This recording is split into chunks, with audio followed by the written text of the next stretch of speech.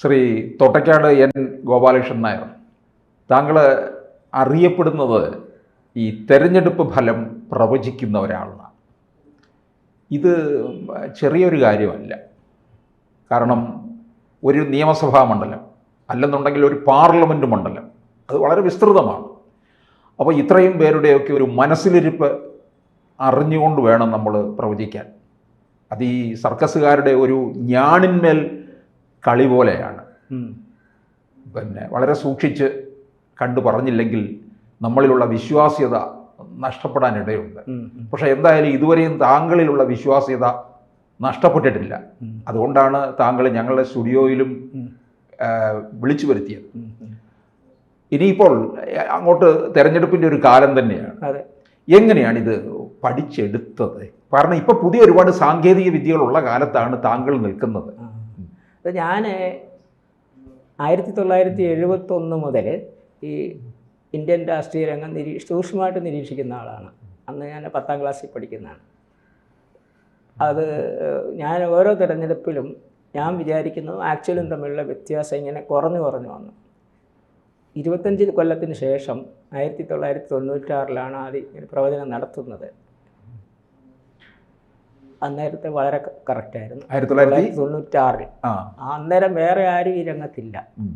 ഇങ്ങനെ ഒരു പ്രഡിക്ഷൻ പരിപാടിയില്ല. അത് പുസ്തക രൂപത്തിലിറക്കി ഇവിടെ ബുക്ക് സ്റ്റാളുകളിലൊക്കെ വിറ്റു.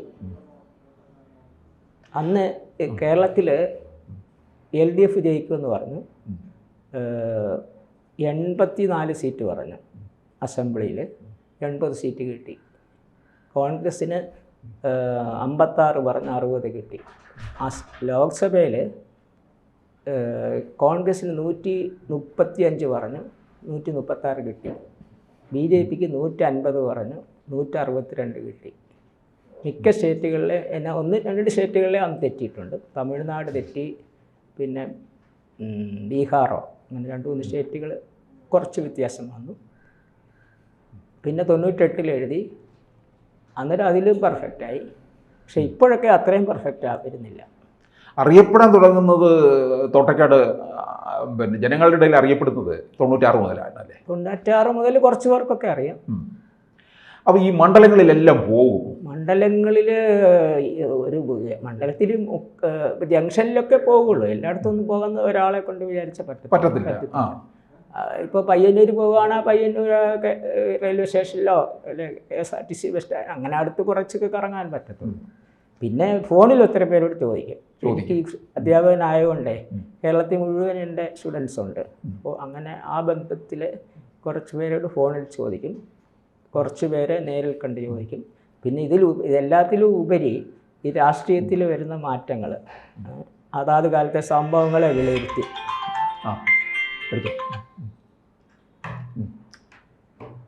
തുടങ്ങട്ടെ. ഞാനിതൊന്ന് ഓഫാക്കട്ടെ. തെരഞ്ഞെടുപ്പ് എന്ന് പറഞ്ഞ തുടങ്ങിയത്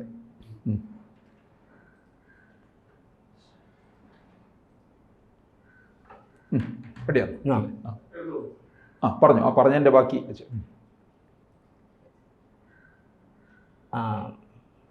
അല്ല, ഈ മണ്ഡലങ്ങളിൽ പോകുമെന്നാണ്.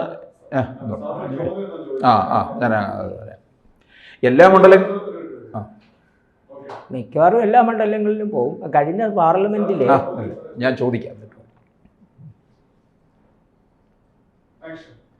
എല്ലാ മണ്ഡലങ്ങളിലും പോവുക എന്ന് പറയുന്നത് അസാധ്യമായിട്ടുള്ള കാര്യമല്ല. കഴിഞ്ഞ 24 പാർലമെന്റ് ഇലക്ഷനിൽ തൃശ്ശൂർ തൊട്ട് വടക്കോട്ടെ പോയുള്ളൂ. ബാക്കി ഒന്നും പോയിട്ടില്ല. ഈ ഫോണിൽ ബന്ധപ്പെട്ടിട്ടേ ഉള്ളൂ. അവിടെയുള്ള സൗഹൃദങ്ങളുമായിട്ട് ഫോണിൽ ബന്ധപ്പെടും. ഇതിൽ ഈ വടകരത്തെ കാര്യം പറഞ്ഞാൽ ഞാൻ ഫോണിൽ ചോദിക്കുമ്പോഴും നേരിട്ട് ചെന്നിട്ടും എപ്പോഴും ഈ ടീച്ചർ ജയിക്കുമെന്നുള്ള ഇതാണ് കിട്ടുന്നത്. പക്ഷേ ഞാനതിന് എൻ്റെ സർവേയ്ക്കെതിരാണ് എഴുതിയത്. അവിടെ UDF ജയിക്കുമെന്ന് തന്നെയാണ് എഴുതിയത്. എനിക്ക് കിട്ടിയ വിവരത്തിന് വിപരീതമാണ് എഴുതിയത്. എൻ്റെ ലോജിക്ക് വെച്ച് നോക്കുമ്പം അവിടെ കോൺഗ്രസ് ജയിക്കണം. അത് തന്നെ ജയിച്ചു. 1,14,000 ജയിച്ചു. ബാക്കി ചിലയിടത്തൊക്കെ പാലക്കാട് ഞാൻ കോൺഗ്രസ് LDF ജയിക്കുമെന്ന് വിചാരിച്ചു. പക്ഷേ അതെനിക്ക് ഞാൻ അവരുമായിട്ട് ബന്ധപ്പെട്ടപ്പോഴേ അവിടെ ശ്രീകണ്ഠൻ ജയിക്കുമെന്ന് മനസ്സിലായി. അതങ്ങനെ തന്നെ എഴുതി.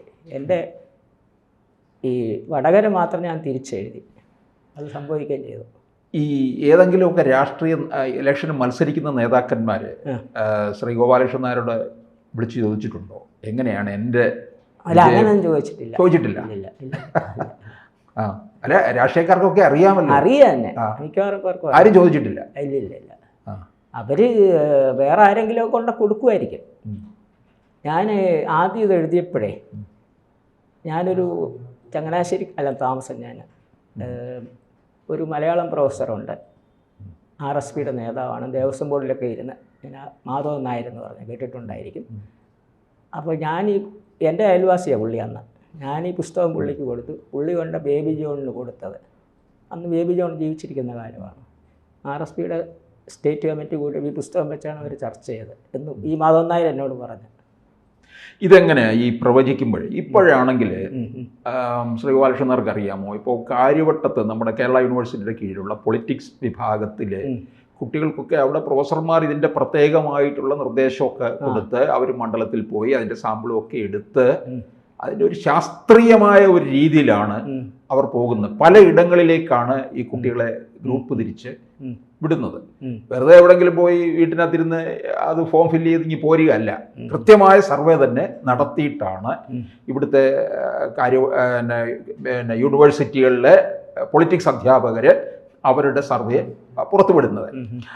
അങ്ങനെയുള്ള ഇടത്ത് ഗോപാലകൃഷ്ണനാർക്ക് എങ്ങനെ വിജയിച്ച് നിൽക്കാൻ കഴിയുന്നു എന്നുള്ളതാണ്. എങ്ങനെ, ഏത് തരത്തിലാണ് ഇതിൻ്റെ പരിശീലനവും കാര്യങ്ങളും? ഇത് എൻ്റെ ഈ 50 കൊല്ലത്തെ നിരീക്ഷണം തന്നെയാണ്. 50 കൊല്ലത്തിൽ കൂടുതലായി, 54 കൊല്ലമായി. അത് നിരീക്ഷണത്തിൻ്റെ ഫലമാണ്, അല്ലാതെ വേറെ ഒന്നുമില്ല അതിനകത്ത്, രഹസ്യമൊന്നുമില്ല. അത് ഒരു കണക്കധ്യാപകനായതുകൊണ്ടാണ്? അതല്ല, അതും ഒരു വശമല്ലേ? അത് വലിയൊരു കാര്യമാണെന്നും കരുതുന്നില്ല. ഈ സൂക്ഷ്മമായിട്ട് നിരീക്ഷിക്കുന്നുണ്ട് സംഭവങ്ങളെ. അല്ല, കണക്കധ്യാപകനാകുമ്പോഴേ ഈ ജാതി സമവാക്യങ്ങളൊക്കെ എടുക്കുന്നതിലൊക്കെ ഒരു കാര്യങ്ങൾ മനസ്സിലാക്കാൻ പറ്റുമല്ലോ. പിന്നെ അതിലുപരി ഞാൻ യാത്ര ചെയ്യുമ്പോഴേ, തിരഞ്ഞെടുപ്പ് കാലത്തല്ലാത്തപ്പോഴും ട്രെയിനിലൊക്കെ യാത്ര ചെയ്യുമ്പോഴേ ഈ അടുത്തിരിക്കുന്നവരോടൊക്കെ ചോദിക്കുക ഇങ്ങനെ, ഇതിനാണെന്നും പറഞ്ഞല്ല, ഈ പൾസ് അറിയാൻ വേണ്ടിയിട്ട് ആൾക്കാരുടെ. അത് സ്ഥിരം ചെയ്യുന്നതാണ്, തിരഞ്ഞെടുപ്പ് കാലത്ത് മാത്രമല്ല. ഹോട്ടലിൽ കയറുമ്പോഴും അല്ലെങ്കിൽ ബസ്സിൽ കയറുമ്പോഴും ട്രെയിനിൽ കയറുമ്പോഴൊക്കെ ഈ ജനങ്ങളോട് ചോദിക്കും.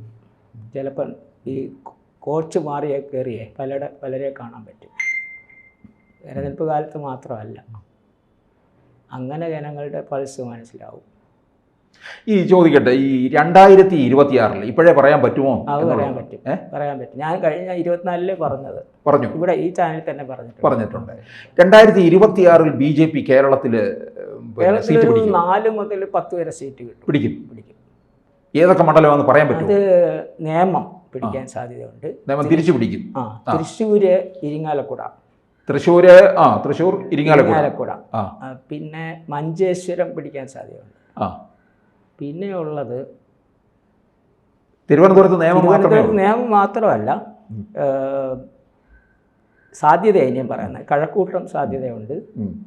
പിന്നെ വട്ടിയൂർക്കാവും സാധ്യതയുള്ളതാണ്, ഷുവറല്ല. പിന്നെ ഇപ്പം കാട്ടാക്കട ഉണ്ടാവുമല്ലേ? കാട്ടാക്കടയും സാധ്യതയുള്ളതാണ്, സാധ്യതയാണത്.